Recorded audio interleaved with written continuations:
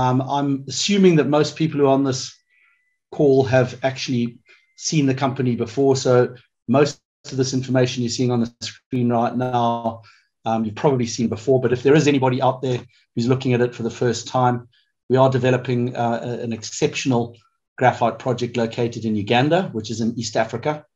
And one of the key advantages of this project as we acquired it is that it had a 21-year mining license already awarded.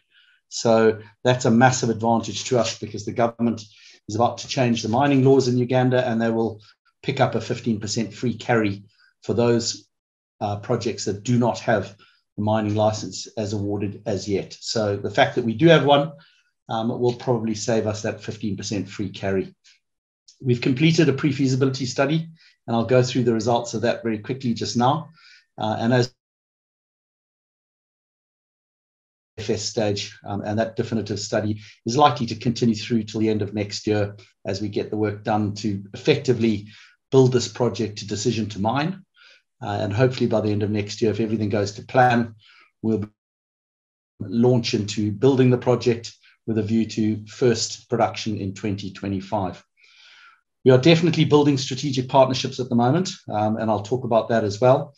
And of course, everybody's massively aware of the battery metals market and what's going on in that particular space, and we are very leveraged into that. So I'll touch on it very, very quickly. Flake graphite is a key requirement, non-replaceable input material into the anode for lithium-ion batteries. That's one of probably 150 applications of the product. So I could sit here and talk about what the uses of graphite are for many hours, but the one that has grabbed the market's attention and is likely to cause the kind of forecast demand spike that we're seeing on this particular graph is because of the lithium-ion batteries and the requirement for several times as much graphite as is being consumed in the world today to be required in the future as the batteries demand goes forward. And as you can see from the bottom there, supply is very low. It doesn't grow by that much. Most graphite projects are not like iron ore or coal where you're producing tens of millions of tons. They tend to be in the tens or hundreds of thousands of tons. So as the demand grows in an exponential fashion, we're going to see supply lagging behind. And I was at the BMI conference here in Perth a week or so ago, and they were saying that this graph is still as relevant as it was when they did it about a year ago. So nothing has changed. There's going to be a shortfall, and that shortfall is likely to cause price spiking going forward. We've seen it already in lithium, and I believe that we're going to see a similar type of price spiking occur in graphite going forward. I don't know whether it'll be 100 or 10 times or 1,000% as we've seen in lithium, but it's going to be significant. This shows the same thing in a slightly different manner, where we're looking at the use of being EV batteries or other uses. And as you can see from the green, the requirement today is predominantly for other uses. But as we go forward into the next 5 to 10 years, the usage for EV batteries is going to take over, and there's going to be a considerable growth even beyond 2030. So that's very good for us in terms of where demand for our product is going to come from. The project itself is located in northern Uganda. We believe that's a fantastic location to build a long-term resource project in Africa. Birth from Zimbabwe, I've spent a lot of time in East Africa. I know it well. And I think Uganda is one of the 4 or 5 locations or countries that I would be happy to develop a long-term resource project. It's stable, the government is supportive, and ultimately we think we're in a good location. So one of the key aspects for this location is that we've got all the infrastructure that we require. We've got roads that can take the product down to Mombasa Port, which is in Kenya. And ultimately, by the time we start producing, or shortly thereafter, we're going to have a rail that can take it there as well. So we've got plenty of hydroelectric power, as we'll talk about in a minute, and we've got lots of water. So, and all the key aspects of infrastructure are there, so we don't need huge cost or big times to get to go and build it all. and I think that's a key advantage going forward. So we've drilled it to a JORC resource of 25 million tons so far. That represents about 2% of the entire deposit. So the first 14 years life of mine that we did the pre-feasibility study on really represents about 2% of what we've got there. And that came up with a significant net present value. So if you take into consideration the fact that we can significantly,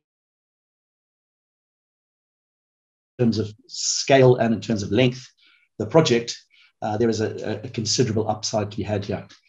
We've done a lot of met test work, and I think that's hugely important because everything about graphite is how it translates and into a concentrate and ultimately into the 99.95% product that's required for the batteries. And we'll be continuing that work in the DFS. We're also applying for a free trade zone license, which is going to be an important addition for the company. And as I said before, we're ultimately looking to complete this DFS by the end of next year. So the PFS results, we've been through these before on previous calls. I'll be quick. 480 million NPV. That's a significant number. Even if we take it at a 10% discount rate, we still over $400 million US. So there is a considerable value to this project. IRR is good. As I mentioned before, the 14 years only represents a very small percentage of the deposit. And this is going to be mined and producing for well over 100 years if the demand for graphite continues. The dollars to produce an average 100,000 tons of end product as concentrate over the life of mine is very doable, both as debt and equity. And we'll be looking for partners to come in and support us for that going forward. And the EBITDA, it returns based on the low operating cost of just under $500 US per ton, and the weighted average selling price of the basket of end products that we'll be selling delivers a very strong profit for the project over the life of mine, and ultimately a lot of free cash delivered to the company. Those are great results, and they're only going to get better, in my opinion, because the weighted average selling price is likely to rise, and at the same time, we're going to have an extended life of mine beyond 14 years. So ultimately, what you're looking at there is more than likely going to increase. We're talking about building it in 3 phases at this stage. The first stage will be to build a plant of 800,000 tons per annum that delivers up to 50,000 tons. We probably won't sell all of that, move to ramp it up, but we'll ramp it up as quickly as we can. And that will be done via a combination of debt and equity, as you can see. But that equity we're talking about at the project level. So we're not talking about dilution in Blencowe at the PLC level in London. We're talking about finding strategic partners who want to come in and input equity at the project level. The second stage is reasonably quickly in year 3. We're talking about doubling the capacity to 1.6 million tons and doubling the output to 100,000 tons per annum. And ultimately on year 6 and 7, we're talking about taking it up by another 800,000 to produce up to 150,000 tons. And I think it's very important that note at the bottom of that page that if we go through this next 12 months of DFS and we find the off-takers that want to take more than 50,000 tons per annum and we can contract for that and the project funding is available, we may well consider to amalgamate stage 1 and stage 2 together. Because as you can see on the right-hand side, it's about $110 million if we do them separate. But if we do them as one, we could certainly save a lot of money in the region of about $10 to $15 million. So there's a lot of value to do that. And obviously the project would make much higher returns if we're delivering 100,000 tons as opposed to 50. But it's all about, can we get the offtake contracts and obviously the project funding to do that. The products that we're going to sell, we've actually got 4 different products listed here in terms of their mesh sizes. It's more likely that we'll sell 3 different products, one being the jumbo product, plus 50, plus 32. One will be a large flake product, which will be plus 100, plus 80. And the rest will all fall into the small fines basket. So we'll have 3 separate product mixes. But I think that $1,300 per ton as a forecast sale price for 2025 is certainly very achievable. And With luck, it will be even greater than that if the anticipated demand-supply imbalance starts to kick in and causes some price spiking.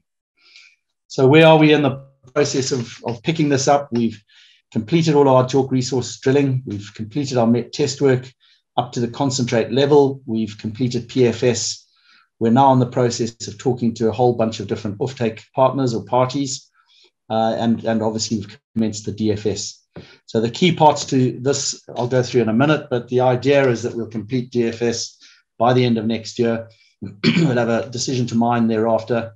If funding is available, we'll start to build it next in 2024 and start to produce in 2025. And if we can complete that and deliver that, we would have come up to 5 years behind many of our peers and overtaken them in terms of getting into production ahead of them.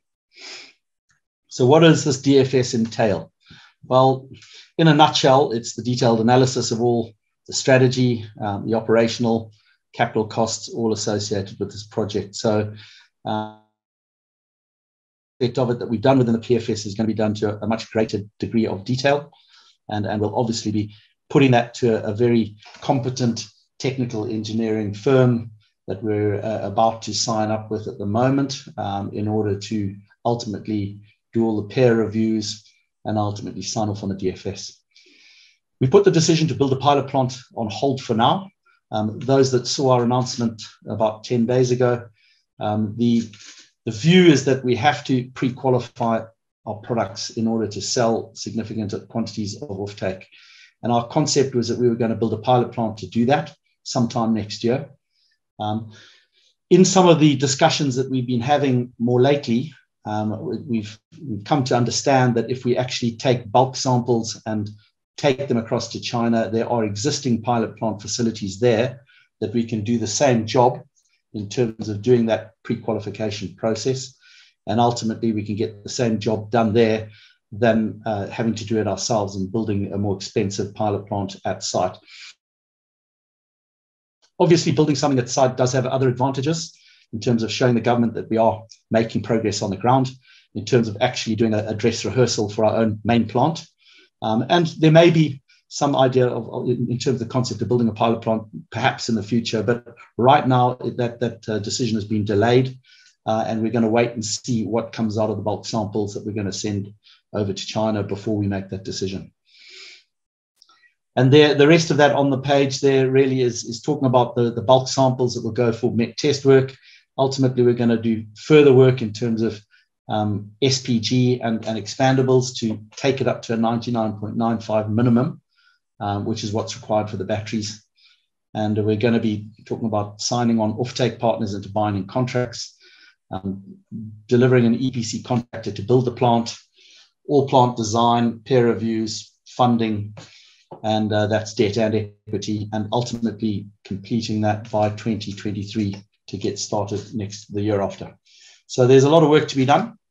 We're building a stronger team than we've got in order to do that. We're contracting in some very experienced engineers to help our COO to drive this. And I'm very comfortable with the fact that we've got a good team in place who've done this before, and we can do it again. So what is this Asian or Chinese bulk sample pre-qualification testing really mean? As I've said a few times before, we have to take the product through to a 99.95 minimum if we're going to be selling into the battery space. And for that, we've basically got to take these bulk samples over the next couple of months, take it out of the ground in terms of representative samples of what we'll be mining over the life of mine.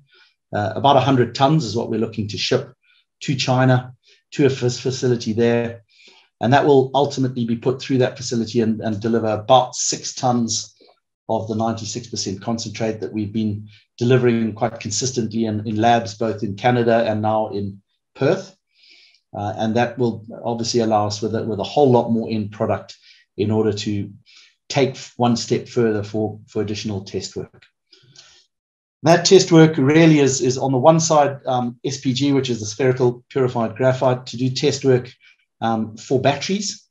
And on the other side, for the expandables, will be for our jumbo products to see the quality and the qualification that they've got for taking the jumbo product into the market as well. So we should be getting around about 1.5 tons of concentrate to take into the SPG testing. And we would expect on the maths that we've done to get about 400 kilograms of 99.95% product from that. That will be sometime around the middle of next year. And that will go directly into OEMs for them to conduct their final testing. And I would expect that we're going to hopefully have somewhere between 5 and 10 OEMs that we send that product to, or approximately 30 kgs. And ultimately, if those tests come through positive, we will then have end product as qualified as battery grade for full offtake contracts from those OEMs going forward. So that's, I suppose, in a very, very small way. I mean, there's a lot of work to be done throughout this and during this process, but that gives you some idea of what's going to be done in China going forward so that we can get product qualification by the end of next year. We're confident that if we can get through this, we will have at least the first 50,000 tons of stage 1 plant output contracted. And that will be obviously a fantastic result for us to go forward in terms of building this mine and ultimately producing what we need to make it commercially viable. We've talked about the sustainability of this project before. It's key in this world today, and it's very, very key for us going forward. We're not only blessed with a product that's ultimately got about 65% of our end product going into the renewables market, but we also want to produce it in a very sustainable manner, where we're using hydroelectric power, we're using solar options, we're using every means possible to try and reduce our carbon footprint and make sure that we're delivering an environmentally sustainable project going forward. At the same time, we've done a lot of work with the community in terms of putting a revised community development agreement in place. We've already paid them out the first 10% of that agreement, and we've done a lot of good work in the community. They are seeing the benefits of our participation in this project already, and that's great to see. So that's really where we are. Again, you've probably seen this slide if you've been on a call with me before, but we've got a bunch of different reasons why we think our project is quite exceptional. Many other graphite projects will have some of these. I'm not that sure how many of them will have all of them. But at the end of the day, we've got size and scale. As I said, we've only drilled out somewhere between 1% and 2% to date. We've got an ability to ramp this production up by doing further drilling.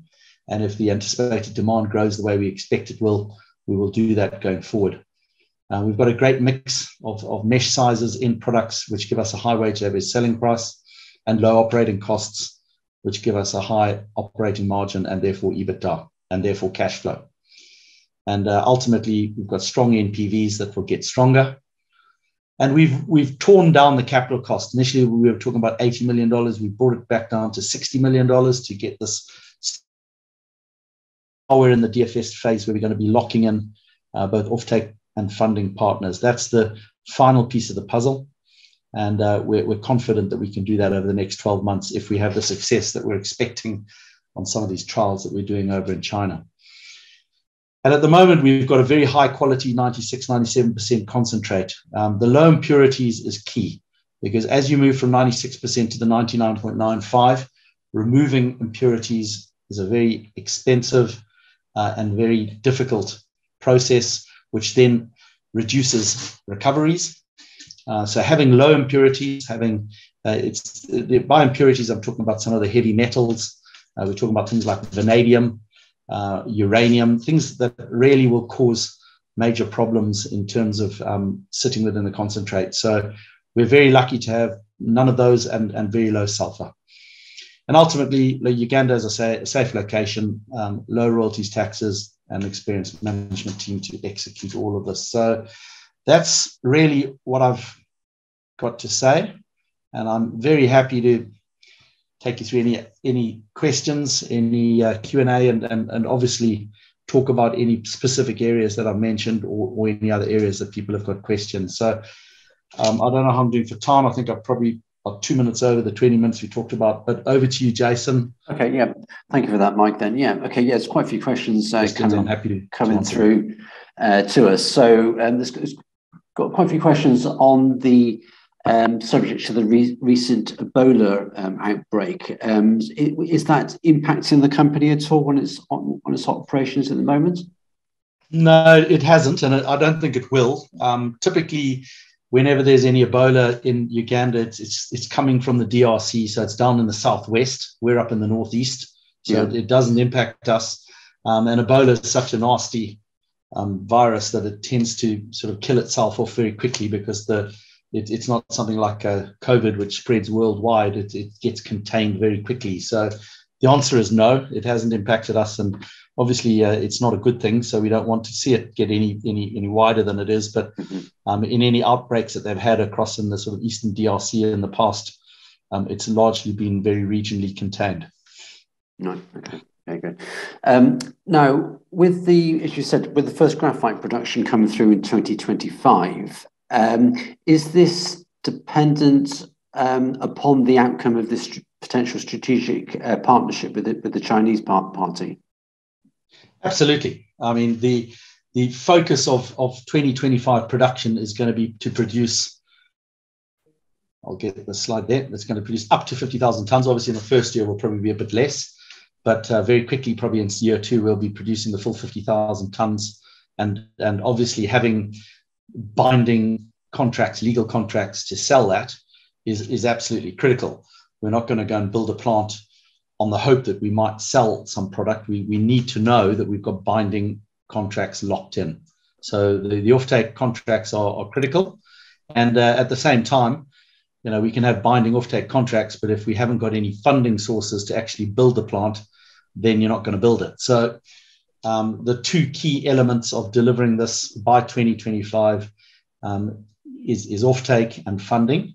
Yeah. And both of those are going to be hopefully addressed within the program of work that we've got within this bulk sample testing, and ultimately taking it up to the 99.95. If we get through all those tests, which I don't see any reason why we shouldn't, then I'm very confident that we'll end up with the offtake.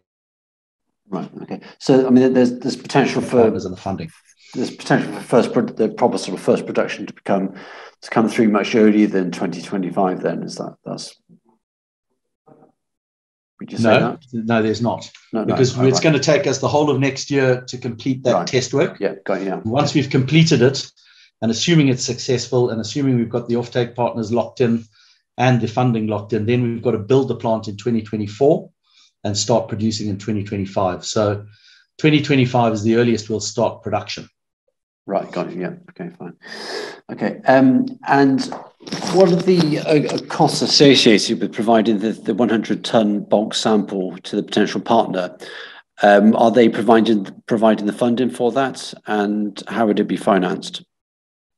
No, they're not providing the finance. Obviously, we're the ones who've got to do it. Not only in terms of getting it over there, but paying them to do the actual test work, because 100 tons of product is quite a lot. So you can appreciate they've got costs as well. So, and there's reagents, etc. So we're providing the funding for that. So I guess you've probably got a number of different questions around funding. So let me just address that now. Yeah. Mm-hmm. Our anticipated strategy going forward to fund this company is to do it at the project level, and not to raise. If we raise any money at all going forward at the PLC level in London, it would be very small quantities, literally for topco level kind of stock exchange costs. Yeah. And anything else to do with building this project and delivering it will be done at the project level. I've been having numerous conversations and discussions and all sorts of various different types of strategic partners. There are obviously some that are looking at it in terms of funding opportunity. There's some that are looking at it in terms of offtake. There's some that are just strategic because they're involved in the battery metal space or just involved in the resources industry. But we're having some very, very interesting conversations in terms of funding this project. So our anticipation would be to complete project level funding by the end of this calendar year at the latest, and go from there in terms of delivering the DFS. And ultimately, the partner that we choose to fund the DFS would be a partner that we believe is very capable of also funding the capital requirement, which you can see at the top of the screen there on the right-hand side, be it the debt and the equity portion that we're looking for the main plant. So we're wrapping up all of the funding into, hopefully, wrapping up all of the funding into one discussion and one partner, and ultimately picking the party that we believe is best suited to come for the journey with us, not from 12 months' time, but from now. Yeah, right. Okay, that's good. Does the Chinese partner that's been approached, that you've got this potential deal with, do they have first right of refusal? No, they don't. They're just doing test work for us at this stage. Mm-hmm. And ultimately, we will own what comes out of that test work. As I mentioned before in a slide, we're going to get about 6 tons of end products from that test work. And and therefore we will own that. And ultimately, they may be obviously very interested in terms of acquiring product from us. But it's not necessarily the same party that's going to be doing the test work as maybe the party that ends up as an offtake partner or offtake partners, because as I say at the bottom of that slide, we are going to be taking this out to multiple OEMs, and whether it's one that ends up contracting with us for our full capacity or whether it's multiple, I don't know that yet. But it's not necessarily the same party that's doing the testing. Right. Okay. Got you. Yeah. Right. Okay. Sasha, did you have some questions as well from your sources? Sasha? Yeah, one or two. They may have been asked. The first one's, how confident are you of meeting the requirements from the Chinese group carrying out the testing? And can you talk to what has been de-risked already to make you... How confident am I in terms of what? The end result? In terms of what that testing will deliver? Is that the question? Yeah, of meeting the requirements from the Chinese group is the question. Okay. I mean, we've done test work at this stage in Canada with SGS, as you know, but that's called a bench test. So you're using a very small amount of raw product, and then you're obviously turning into an even smaller amount of end product. So that's literally a couple of kgs that we did there during the course of this year. We then did a further test of the same thing here in Perth with IMO, and we're ultimately ending up with about 180 to 90 kilograms of end product. So it's a larger scale of what we did in Canada, and we're still seeing the same results. And what we're doing now with this bulk test is we're going to be taking it to a completely different scale, which is kind of like what we were going to do with the pilot facility. We have to take it to a scale where we're not just doing a small bench test in a lab, but we're doing it in a proper facility that can be, I guess, replicated in the real world in terms of what we'll do in Uganda. So I'm very confident that with the test work that we've done in both Canada and here in Perth, that we can do it in China on the bulk samples. I'm told that this particular party that's doing the work, and they've done it for several graphite projects before us, I'm told that in most cases, they've actually achieved better results than have been achieved before, which is not surprising considering they've been doing this for about 30 years and everybody else in the world has been doing it probably for less than a decade. So I think that they've got a lot more experience, but we'll see. But if they can actually deliver what we've got to date, which is a very clean 96, 97% concentrate, I'll be very happy with that. And then we're obviously going to take it through into the next phase of development, which is getting it up to that battery grade SPG product that can go into the anode. Okay, thanks, Mike. So related to that, there's another question, which is, how's the test work being audited for impartiality? And is there an independent, competent person analysing the results of the test work? Yeah, that's a very good point. It's an excellent point, actually, and it's something that we've been giving a lot of thought to, because at the end of the day, you want to send something over there and you're just going to hear what they tell you. How do you know that they've actually done what you asked them to do? So we're still in discussions as to how that's going to work. We've obviously got a couple of months between now and the raw material actually coming out of the ground and ultimately being put into containers and being sent halfway around the world. So we don't have to make that answer that question today, but make no mistake, we will be auditing it. We will be getting independent verification, and we'll probably be doing some SPG testing somewhere in the United States at the same time, so that we can compare the results that we're getting out of China with the results that we got out of the USA. So obviously, if they differ greatly, then we'd be asking some questions. But we're definitely going to manage that process of auditing it to ensure that we get the correct results coming from it. Mike, this is a question for me. It might be worth you setting the scene as regards how advanced and ahead the Chinese market is in terms of graphite production, especially for electric vehicles for the anode part, and how behind the world the rest is and reliant upon China.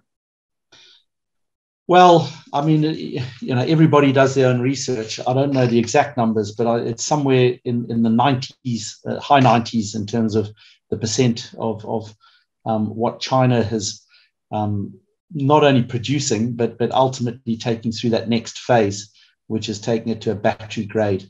And then at this stage, in terms of actually doing the batteries themselves. So there are different areas where different companies are starting to sort of drive into that and try to bring down the dependence on China. Some companies obviously getting into the anode market. Obviously, there are plenty of gigafactories springing up everywhere.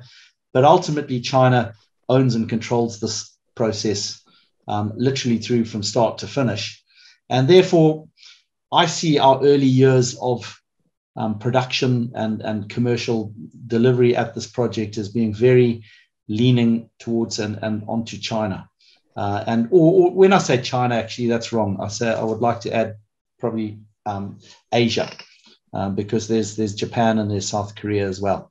But there's very much a reliance on getting the product into the markets that are already existing, rather than kidding ourselves that we're going to be selling 50 or 100,000 tons into markets that just are not mature enough, and they don't have the requirement for this. And even if they did, there are plenty of other graphite companies that are ahead of us in terms of the process and would probably pick up those contracts before we did. So let's focus on delivering it into where the market exists at the moment.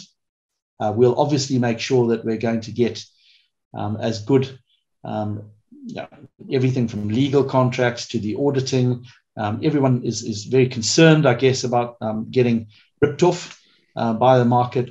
We can manage that. There are plenty of other people that are doing it in different mining and resources projects all over the world. It can be managed, and we'd obviously hope to do the same thing. But initially speaking, I think that's where the market sits. And let's just see how it develops, because obviously there's lots of talk from the Western world in terms of how they're going to develop this and take the reliance away from China.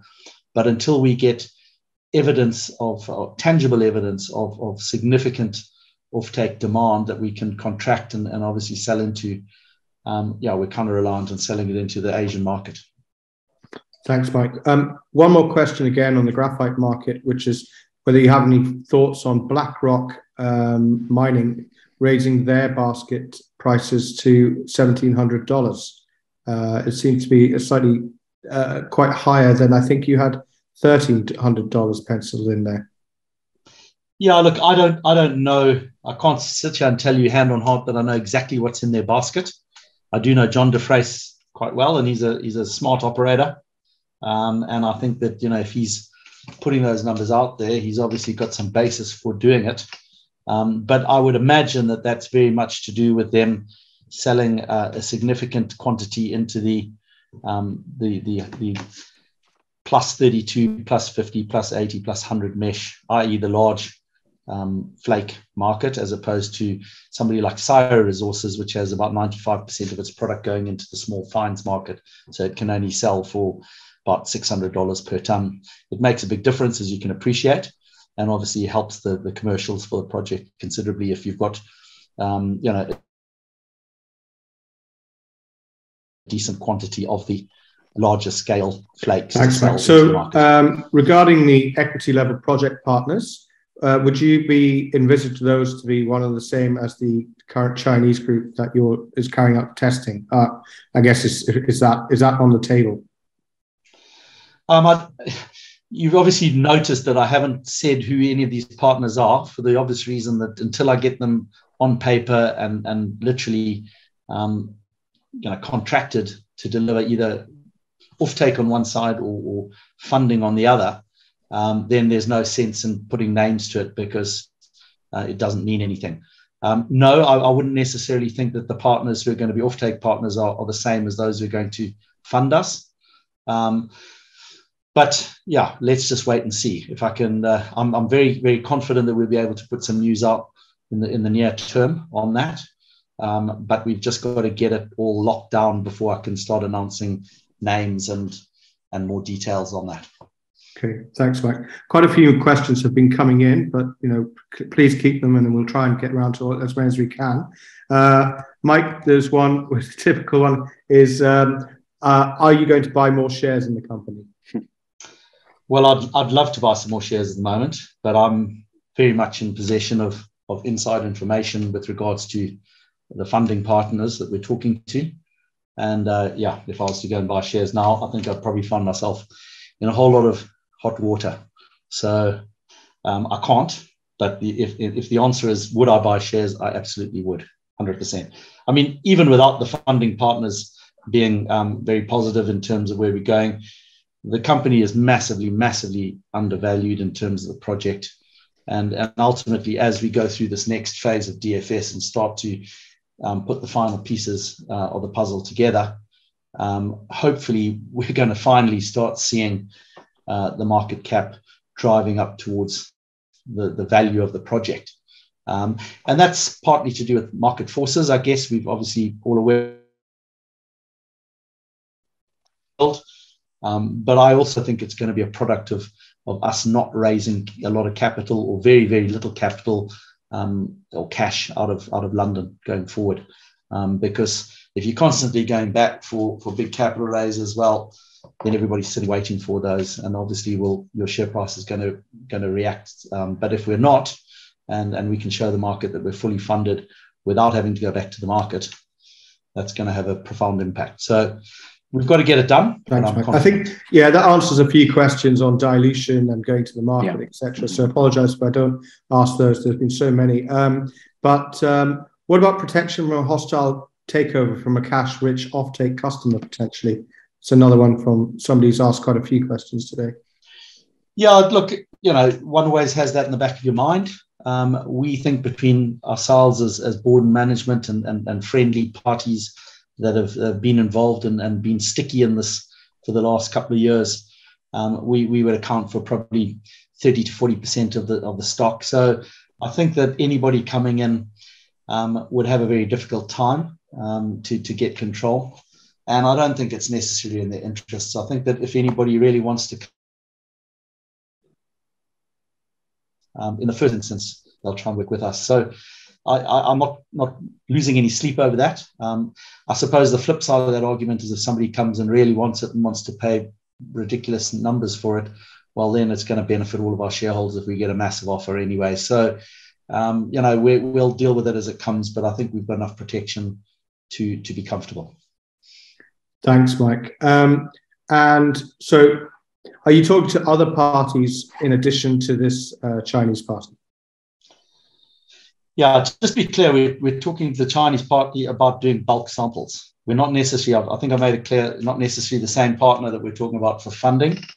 But in answer to that particular question, yes, I am talking to a number of different parties regarding funding.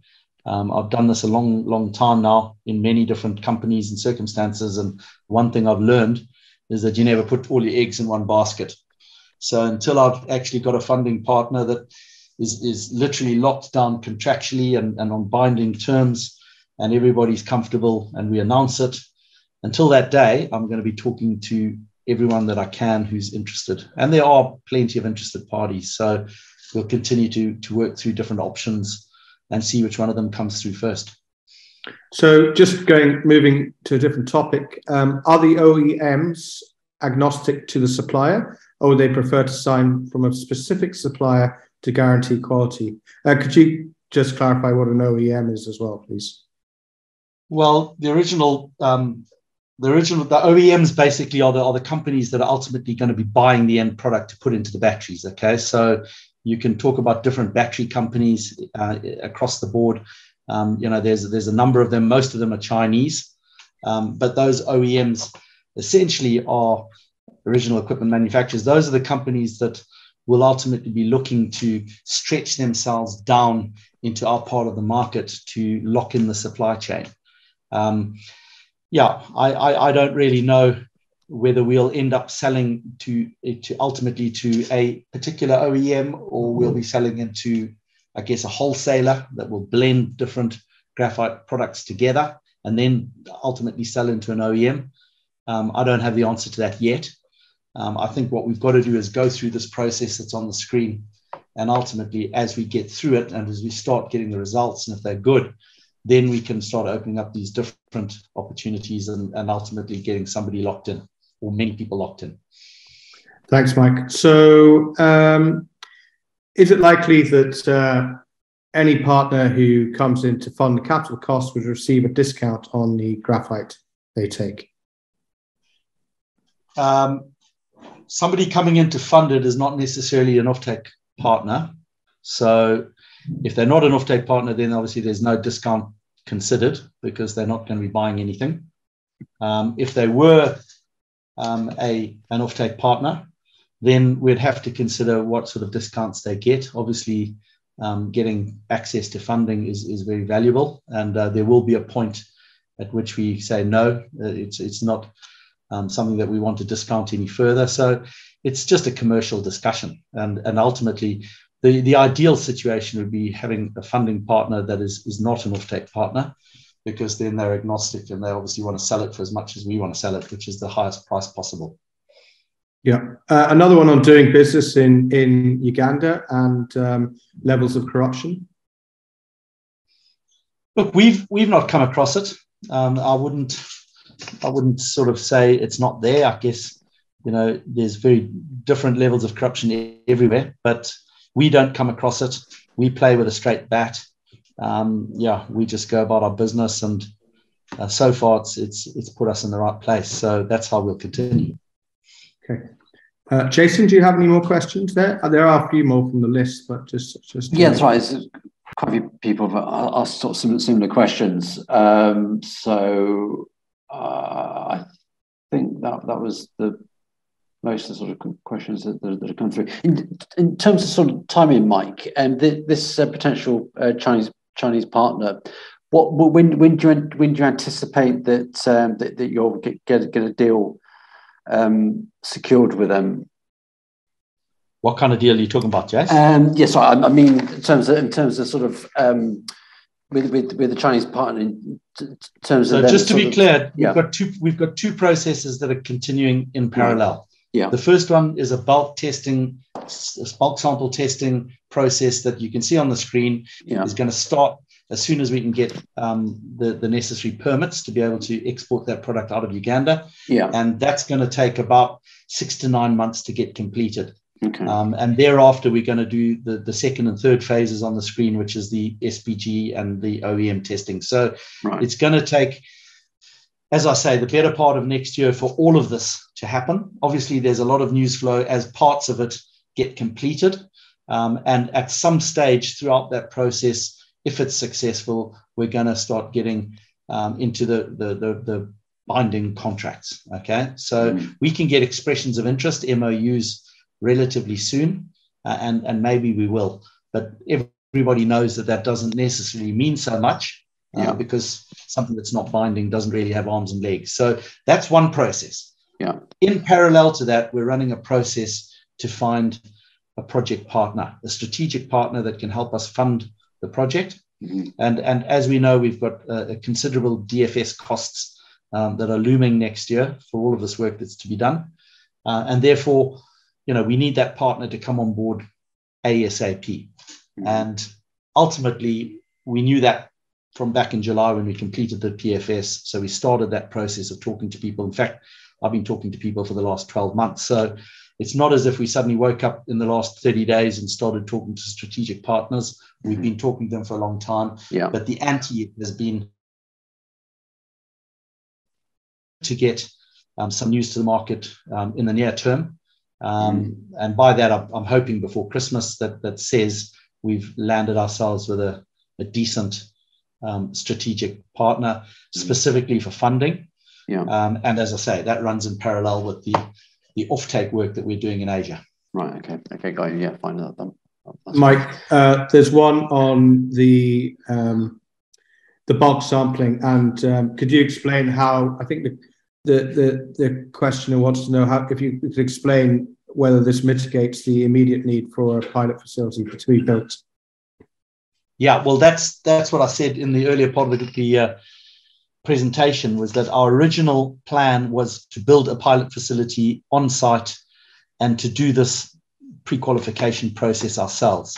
And there's still some value in doing that. I don't want to completely walk away from that idea, because at the end of the day, if you're producing something yourself from your project at the project, to the tune of about 1.5 to 2,000 tons per annum, which is what we were anticipating, that is a lot better in terms of a pilot facility than what we're proposing to do in China. But maybe there's a stage here that we're doing in between, and then ultimately we could get onto a piloted site. But I would hope, in a best case scenario, that if we complete this work on the screen right in front of you now, and we get at least 50,000 tons into a binding offtake contract, then we won't necessarily have to go the pilot route, because we can actually be producing product from the main plant and obviously sending it off to different Western or other parties that might be interested to buy our product. We can actually do what the pilot facility was going to do, but do it from the main plant. So look, this is a strategy that is evolving. For now, we're not going to be building a pilot facility at site, but I'm not going to write it off completely. We're just going to wait and see what happens in this test work that we're doing over in China.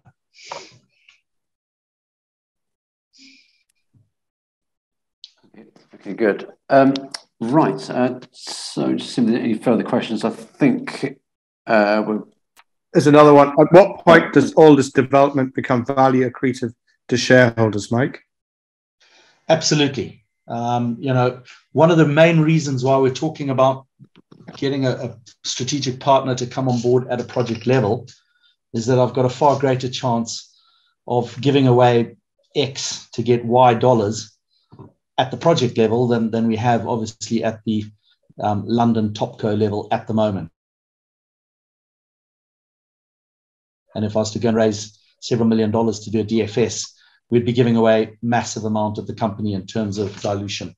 So my job is to go and find a partner that wants to come on board. They're very keen to come on board, and they're prepared to pay a whole lot more to come on board at the project level than they obviously would be paying if they came on board at the topco. So I believe that that's going to be very accretive. I mean, if we suddenly show the market that our project is worth X because somebody's paid in a whole lot of money and you can do the maths, I think that's a very, very visible and tangible way of providing the evidence that your share price is way lower than it should be. And that, with the combination of that and the fact that people, that we won't be going out to raise more money necessarily in London, or if we do, it's going to be very small quantities, I think will help raise the share price and deliver the value to the shareholders going forward. Plus all the news flow.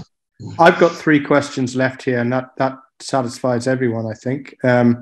Please pop in any more. Mike, I know you've been talking non-stop for an hour now, but so will a project level partner have a percentage ownership of the Pfs resource already identified, or over the entire Forum Cross resource and land base? I don't really understand that question. You don't have a percentage of a PFS. You have a percentage of a project. Yeah, I think that answers the question, or over Forum Cross. I mean, the PFS is done on the project. So obviously, if you're selling something, you're selling a part of the project. Okay. You may not be able to answer this one. Does this Chinese bulk sample tester already have agreements with other Western graphite producers? Yeah, I'm not going to answer that. I mean, I'm purposefully avoiding saying who these people are on both funding and offtake and testing, because I don't have them locked in. I'm going to get agreements obviously put in place right now and as soon as possible, and then we can start talking about who they are and what they've got. But yeah, I just don't want to say any more. Well, you've got a lot of non-disclosure clauses, I'm sure, Mike. Yeah, and it doesn't matter at this. When we can say something, we will. Obviously, I want to get news flow into the market, so as soon as I'm able to do it, I will. So, last question: you recently relinquished the nickel project. Have you any interest in picking up any other assets, graphite or otherwise, at the moment? Yeah, I think the reason why we walked away from the nickel was simply that we were locked into having to spend a lot of money on that project in a time frame that ultimately didn't suit us. It doesn't mean for a second that I don't believe that there's value there. I think there is, but I don't want to be locked into having to spend 500,000 by this date and another million by that date, et cetera, because if the markets work against you and you can't raise that money in a compatible way, all we're doing is diluting the heck out of our shareholders, and I don't think anyone's going to thank me for that. So we moved away from that for now. And obviously with the DFS in front of us, we've got a lot to focus on going forward. But I remain open if there's something that's good and we can put together some deal that makes sense, or pick up something ourselves. There's a lot of value there. Uganda is a very mineral-rich country, and we are showing ourselves as a partner there that can do something. The government are appreciative of that, and yeah, we'll just see. We don't have anything right this minute, but if something came along that was of interest, we'd have a look at it. Yep. Two more questions. Someone's got their hand raised. If you could pop your question in the Q&A box, that would be appreciated. And last question in the Q&A box is, have you considered partnering with lithium producers who have already secured offtake agreements with battery manufacturers? It would be nice to, because they're all enjoying considerably higher market caps than us poor graphite companies are enjoying.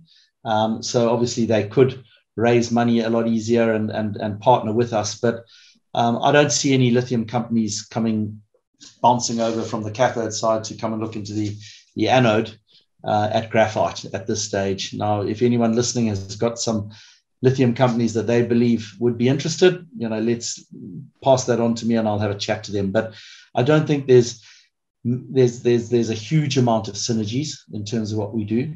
Obviously, they're both part of the battery, the lithium-ion battery. But what I believe is that, and certainly what Benchmark Minerals Intelligence were saying at the conference a couple of weeks ago, is that we believe that graphite is going to follow the similar path to what lithium has done. I wish I could say when exactly, and I wish I could say by how much, but it's absolutely clear to me that everybody in the world seems to think there's so much graphite around that there just won't be shortages. Well, it could not be further from the truth. There is, and why are we not seeing any new graphite projects get into production? There's only one or two that have gone to production over the last 5 years. And it's very, very difficult for graphite projects to get into production because you have to go through this product qualification process. If you consider every copper producer puts their product ultimately into a smelter and you get a piece of copper wire, well, that piece of copper wire looks the same from one smelter to the next, and you don't know where it came from in terms of the original mine. But every single project has a different graphite project has a different signature, and it has different qualities. And ultimately, those qualities are what make it valuable or not in terms of the energy density that's going into that battery. So you have to get this qualification to happen. And ultimately, through that process being very difficult in many ways, we're very lucky now that we found the right people to go in and do it with. But it's not easy and it takes time. And because of that, there's going to be more and more shortfall in terms of the graphite going forward. And I've got a suspicion that the one metal or mineral that makes up the lithium-ion battery that's going to become the most shortage going forward will ultimately become graphite. So if we hold our nerve, if we develop our project well and we build it and it's ultimately there ready to produce or producing when this moment comes, and by this moment I mean the same as what's happened in the lithium markets over the last couple of years. If we're ready for it and we're right up the curve in terms of the value that we've put on this project, when that happens, I think we're going to see some incredible returns for shareholders when that moment occurs. Thank you, Mike. I've got one last question, which has been asked twice. So I think the best way to put it is, why would it not be better to wait for the results from the bulk sampling qualifications prior to farming out to fund DFS, etc.? Well, I need the money to go and do the bulk samples. So I can't wait for the bulk samples to go and get the money. Otherwise, they don't ever get done. Or I go and raise that money in London at current share price and dilute everybody on this call, and everybody's a shareholder. So we need to raise money to get the DFS done. And the most efficient way to raise that money is at a project level. And if I do my job properly, I can convince those funding partners that are coming in to pay a significant premium in terms of their entry price. And if they obviously want to come on board a world-class project, which many of them are saying they do, then hopefully they're happy to do that. Does that answer your question? That answered that question. Yeah. I mean, you can sit and wait for everything, but you've obviously got to get on and do stuff. And this work that we're planning to do over in Asia for the next 12 months, we need to get on and do it now, so that by the end of next year, we're down at the bottom with all that OEM testing work done, with the SPG work done, and ultimately with offtake contracts in our hand. We don't want to be waiting around. Okay. Yeah, I'm still getting questions in, Mike. That's okay. So funding and bulk sampling, I think you need to address that. Do we have funding to begin the bulk sampling process? Yeah, we will. We'll have the funding ready to go. Otherwise, as I say, we'll be delaying it, and ultimately we don't want to delay it. So, we're managing that cash flow to make sure that we can do everything that we want to do within the timeframes that we've talked about. Okay. And somebody's asking about specific investors buying more, but maybe you could talk about what some of the larger investors strategics are saying. I don't understand that question.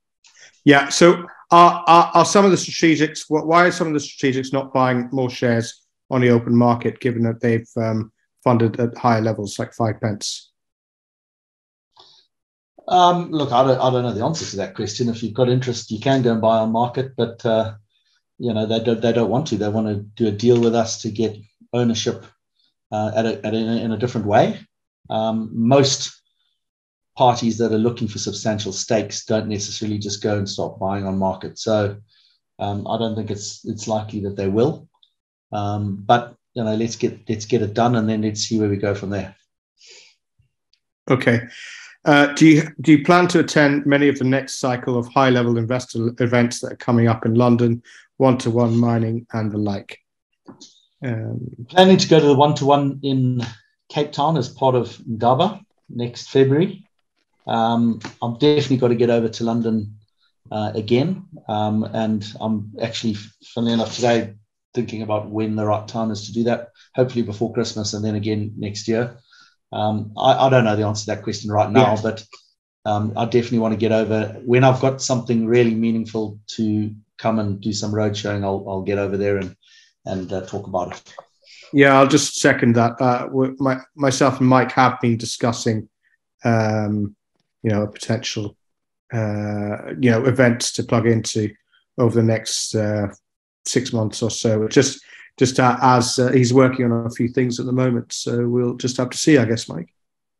Yeah, no, there's a need for doing more marketing. I believe there's always room for it, and I just want to time it well so that we get there with something really meaningful to talk about. So obviously, we can get some real traction and hopefully see some incrementing in the market price. You got any more questions? Yeah, one more's come in. How long will it take to build a processing plant after the 12 months negotiations with a Chinese company? How long before you're actually supplying graphite and delivering upon offtakes? Well, as per the timetable that I've said, we'd be talking about completing DFS by the end of next year. Assuming it's all successful, assuming we've got the offtake contracts and the funding, then we'd build the plant in 2024 and we'd be commencing production in 2025. Is that the beginning of 2025 or the end of 2025? I'm not going to say. It all depends on all those factors coming into line, but our target is to be built and producing by 2025. There's no more questions at the moment, Mike. There's no more? No. Okay, good. Okay, well, okay. I would just like to thank everybody that's not only sat and listened to me talk for a long time, but also asked so many questions. It's really great to have that sort of feedback and be able to share some of the stuff. And I apologize if I've been a little bit coy with regards to some of the names and the specific details, but you'll probably appreciate that I have to. And as soon as we can say stuff, we will. Sure. Okay. Yeah. Okay. Just adding to that, as Investor Relations, I'm Sasha Seppi here. Please feel free to get in touch with me if you need any further clarity about anything discussed today or just in general. And I'm always very happy to if you make contact and have a call or answer any questions via email or however you might like. I think Jason, I interrupted you there. Yeah, sure. No, just going to ask Mike, the presentation which you've shown here today on the webinar, is that available on the website at the moment? Sasha, I sent that to you this afternoon. Have you got it? It will be on the website shortly if my team hasn't put it on. Yeah, so the answer is yes, Jason. Okay. It will be that's good. very shortly. That's good. Okay, that's good to hear then. Okay, that's great. Good. Okay, well, fine. I think we'll just wrap up there. So thank you very much, Mike, for the long presentation there and answering all the questions there from the people on the webinar. If anybody has got any further questions, then send them through, and then hopefully we can get Mike to answer those ones offline later then. Okay, then. So, yeah, I'd like to thank everyone.